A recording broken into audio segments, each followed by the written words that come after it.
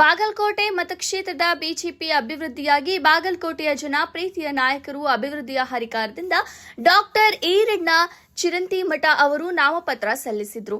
ರಾಜ್ಯ ಹಾಗೂ ಜಿಲ್ಲೆ ಪ್ರತಿ ಬಾಗಲಕೋಟೆಯ ತಾಲೂಕು ಮತ್ತು ಹಳ್ಳಿಯ ಜನಸಾಗರ ಬೃಹತ್ ಮೆರವಣಿಗೆಯಲ್ಲಿ ಕುರಿತು ಬೃಹತ್ ಮೆರವಣಿಗೆ ಮೂಲಕ ನಾಮಪತ್ರ ಸಲ್ಲಿಸಲಾಗುವುದು. ಬಾಗಲಕೋಟೆಯ ಮತಕ್ಷೇತ್ರದ ಎಲ್ಲ ಕಾರ್ಯಕರ್ತರು ಸಾರ್ವಜನಿಕರು ಆಗಮಿಸಿ ಯಶಸ್ವಿಗೊಳಿಸೋಣ. ಮತ್ತೊಮ್ಮೆ ಭಾರತೀಯ ಜನತಾ ಪಕ್ಷ ಗೆಲ್ಲೋಣ ಎಂದು ಸ್ಥಳೀಯರು ಮತ್ತು ಮುಖಂಡರು ಹೇಳಿದರು.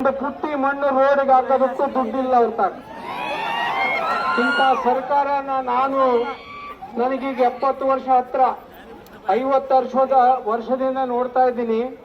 ಇಂಥ ದರಿದ್ರ ಸರ್ಕಾರವನ್ನು ನಾನು ನೋಡಲೇ ಇಲ್ಲ.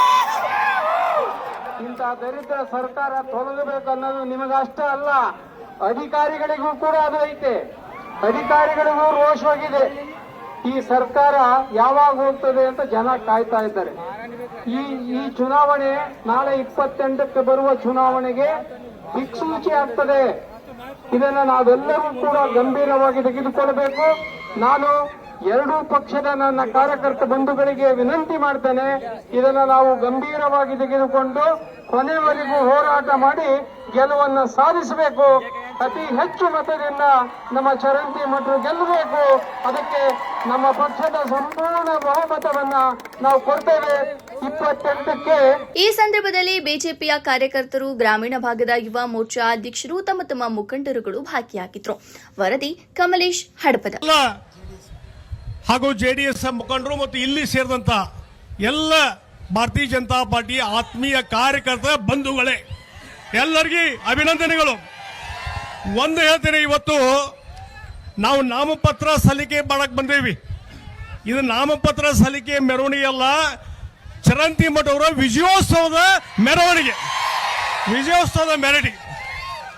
ಅತ್ಯಂತ ಅದ್ಭುತವಾದಂತ ಕೆಲಸವನ್ನು ನೀವೆಲ್ಲ ಮಾಡಿದಿರಿ ಮತ್ತು ಭಾರತೀಯ ಜನತಾ ಪಾರ್ಟಿಯ ಶಕ್ತಿ ಏನನ್ನೋದು ಇವತ್ತು ತೋರಿಸ್ಕೊಟ್ಟಿದ್ದೀರಿ. ಯಾಕಂದ್ರೆ ಬಾಗಲಕೋಟೆ ಬಿಜೆಪಿಯ ಗಣ್ಣು ಮೆಟ್ಟಿನ ಸ್ಥಳ, ಇಡೀ ಬಾಗಲಕೋಟೆ ಜಿಲ್ಲೆ ಗಣ್ಣು ಮೆಟ್ಟಿನ ಸ್ಥಳ. ಅದು ಯಾವಾಗಲೂ ತೋರಿಸಿದ್ರಿ. ಒಂದು ನಾನು ಹೇಳ್ತೀನಿ, ಇವತ್ತು ವೀರಣ್ಣ ಚಿರಂತಿಮಠ ಅವರು ಶಾಸಕರಾಗಿ ಕೆಲಸ ಮಾಡುವಂತ ಸಂದರ್ಭದಲ್ಲಿ ಯಾವ ರೀತಿ ಅಚ್ಚುಕಟ್ಟಾಗಿ ಈ ಭಾಗದ ಅಭಿವೃದ್ಧಿಗೆ ಕೆಲಸ ಮಾಡಿದ್ದಾರೆ ನಮ್ಮ ಕಣ್ಣು ಮುಂದೆ, ನಿಮ್ಮ ಕಣ್ಣು ಮುಂದೆ ಇದೆ. ಅಷ್ಟೇ ಅಲ್ಲ, ಅವರು ಈಗ ಕಳೆದ 2-3 ವರ್ಷದಿಂದ ಕಾಂಗ್ರೆಸ್ ಸರ್ಕಾರ ಬಂದ ಮೇಲೆ ಯಾವುದೇ ಅಭಿವೃದ್ಧಿ ಕೆಲಸ ಆಗಲಿಲ್ಲ. ಹಿಂದೆ ಚಿರಂತಿಮಠ ಅವರು ಏನು ಕೆಲಸ ಕಾರ್ಯ ತೊಗೊಂಬಂದಿದ್ರು ಅದೇ ಕೆಲಸ ಮಾಡಿದ್ರು ಹೊರತು ಮತ್ತೆ ಯಾವುದೂ ಇಲ್ಲ ಅನ್ನುವಂಥ ಮಾತನ್ನ ಈ ಸಂದರ್ಭ ಹೇಳ್ತೀನಿ. ಮತ್ತು ಇಡೀ ರಾಜ್ಯದಲ್ಲಿ ಕಾಂಗ್ರೆಸ್ ಸರ್ಕಾರ ಲೂಟಿ ಮಾಡುವಂತ ಸರ್ಕಾರ.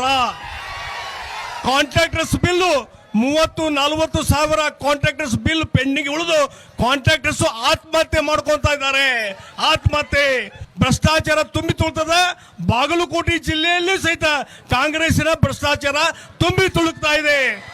ಇದು ಹೋಗಲಾಡಿಸಬೇಕಂದ್ರೆ ಇವತ್ತು ಭಾರತೀಯ ಜನತಾ ಪಾರ್ಟಿ ಮಾನ್ಯ ಚಿರಂತಿಮಠ ಅವ್ರನ್ನ ನೀವು ಆಯ್ಕೆ ಮಾಡುವಂತದ್ದು ಬಹಳ ಅವಶ್ಯಕತೆ ಇದೆ. ಮತ್ತು ಇನ್ನೊಂದು ನಾನು ಹೇಳ್ತೀನಿ, ಇವತ್ತು ಬಾಗಲಕೋಟೆಯಲ್ಲಿ ಕಾಂಗ್ರೆಸ್ ಅವರು ಮಗನ್ ನಿಲ್ಲಿಸಿದ್ದಾರೆ. ದಾವಣಗೆರೆಯಲ್ಲಿ ಮೊಮ್ಮಗ. ಈ ಮಗ ಮೊಮ್ಮಗನ ಮನೆ ಕಳಿಸುವಂತ ಜವಾಬ್ದಾರಿ ನಿಮ್ಮ ಮೇಲಿದೆ. ಅದು ಹಾಗೆ ಆಗ್ತದೆ.